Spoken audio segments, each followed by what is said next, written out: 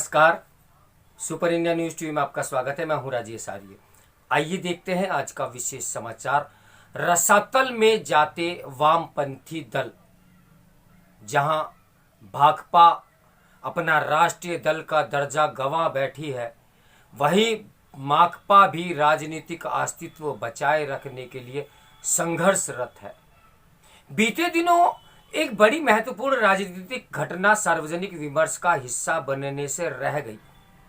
चुनाव आयोग ने हाल में 3 दलों का राष्ट्रीय राजनीतिक दल का दर्जा छीन लिया। इनमें भारतीय कम्युनिस्ट पार्टी यानी भाकपा भी शामिल है। भाकपा ने राष्ट्रीय दल की अपनी मान्यता एक ऐसे समय में गंवाई है जब वह अपनी स्थापना के 100 वर्ष पूरे होने के करीब खड़ी है। भाकपा और राष्ट्रीय स्वयंसेवक संघ यानी आरएसएस की स्थापना एक ही कालखंड में हुई। ऐसे में यह सवाल स्वाभाविक है कि दोनों संगठनों की स्थिति में जमीन आसमान का अंतर क्यों है। संघ से प्रेरित भाजपा इस समय देश की सबसे बड़ी पार्टी है। उसके उलट भाकपा राष्ट्रीय पार्टी बनने की कसौटी पर विफल हो गई।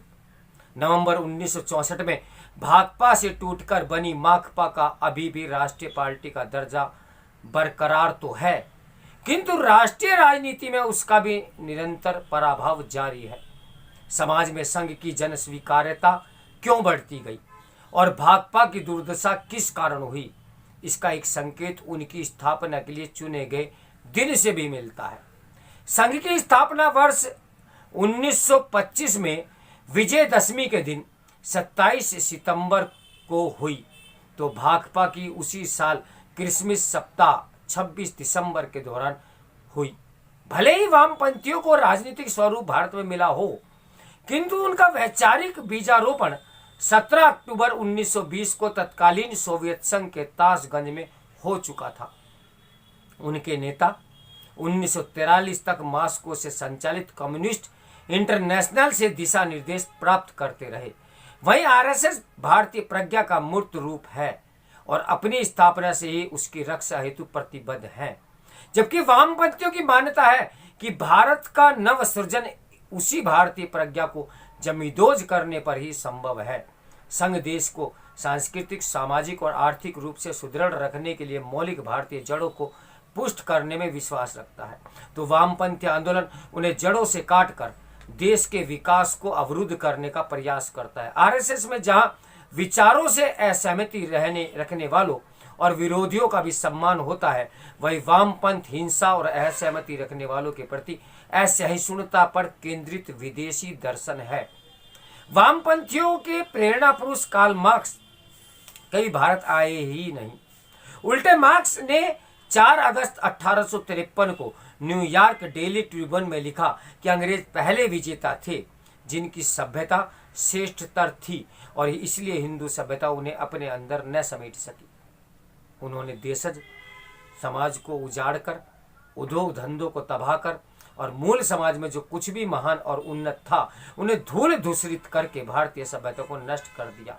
खंडरों के ढेर से पुनर्जनन का कार्य मुश्किल से होता है, फिर भी यह प्रारंभ हो चुका है। यह मार्क्स का तात्पर्य था कि भारत के पुनर्निर्माण हेतु भारतीय संस्कृति का विनाश आवश्यक है।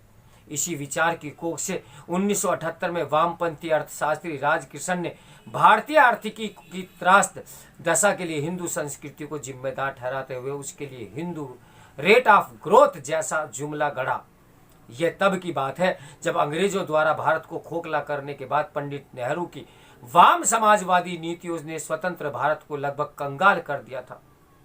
तब विश्व ने सोवियत संघ के विघटन और बर्लिन दीवार प्रकरण के वामपंथियों के विफल समाजवाद में अति दरिद्रता को देखा था। इसके विपरीत भारतीय वैदिक संस्कृति कितनी समृद्ध रही है, यह वैश्विक अर्थशास्त्रियों के उस प्रमाणिक शोध से स्पष्ट होता है जिसे भारत को 17वीं शताब्दी तक विश्व की सबसे बड़ी अर्थव्यवस्था बताया गया था। उस दौर में भारत सनातन संस्कृति से प्रेरणा पा रहा था। वामपंथियों का इसी भारतीय संस्कृति परंपरा के प्रति घृणास्पद दृष्टिकोण कार्ल मार्क्स के संकीर्ण चिंतन के अनुरूप ही है। 25 जून 1853 को न्यूयॉर्क डेली ट्रिब्यून में भारतीय संस्कृति पर मार्क्स ने लिखा था कि प्रकृति का सर्वसत्ताशाली मनुष्य यानी स्वामी मनुष्य घुटने टेक कर वानर हनुमान और गौ की पूजा करने लगा था। इसी हिंदू विरोधी चिंतन को मार्क्स के असंख्य बंधु आज भी आगे बढ़ा रहे हैं। राष्ट्रीय दल का दर्जा छीनने पर भाकपा ने स्वतंत्रता संग्राम में अपनी भूमिका की भी दुहाई दी। क्या वाकई ऐसा था? पराधीन भारत में मुस्लिम लीग को छोड़कर भाकपा इकलौती पार्टी थी जो पाकिस्तान बनाने के लिए ब्रिटिश षड्यंत्र का हिस्सा बनी।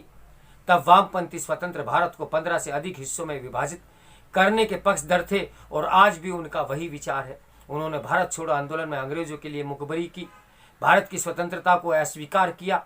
1948 में भारतीय सेना के खिलाफ हैदराबाद के जिहादी रजाकारों को पूरी मदद दी।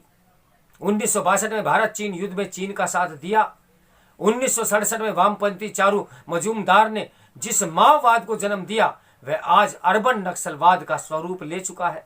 वामपंथी भारतीय परमाणु कार्यक्रम को भी पटरी से उतारने में लगे रहे। ऐसे कार्यों की लंबी सूची है। ये चिंतन आज टुकड़े टुकड़े गैंग का भी वैचारिक अधिष्ठान है। लोकतंत्र पर वामपंथियों के संदिग्ध विश्वास की पुष्टि बाबा साहब भीमराव अंबेडकर के संविधान सभा में दिए भाषण से भी होती है, जिसमें उन्होंने कहा था कि कम्युनिस्ट पार्टी सर्वहारा की तानाशाही सिद्धांत पर आधारित संविधान चाहती है। वे भारतीय संविधान की निंदा इसलिए करते हैं क्योंकि वह संसदीय लोकतंत्र पर आधारित है। क्या भाकपा की राष्ट्रीय दल की मान्यता समाप्त होने पर मान लेना चाहिए कि अब वामपंथी आंदोलन एकदम पस्त हो चुका है? शायद नहीं। भले ही वामपंथी दल राजनीतिक रूप से रसातल में हो, लेकिन उनके दर्शन ने देश में असंख्य रक्त बीजों को तैयार किया है, जो भारतीय राजनीति से लेकर अकादमिक जगत और नौकरशाही से लेकर पत्रकारिता आदि क्षेत्रों में न केवल सक्रिय हैं, अपितु व्यवस्था और विमर्श को प्रभावित करने की भी ताकत रखते हैं। तो मेरे साथ बने रहें सुपर इंडिया न्यूज टीवी की ब्रेकिंग न्यूज के लिए। नमस्कार, मैं हूं राजेश आर्या।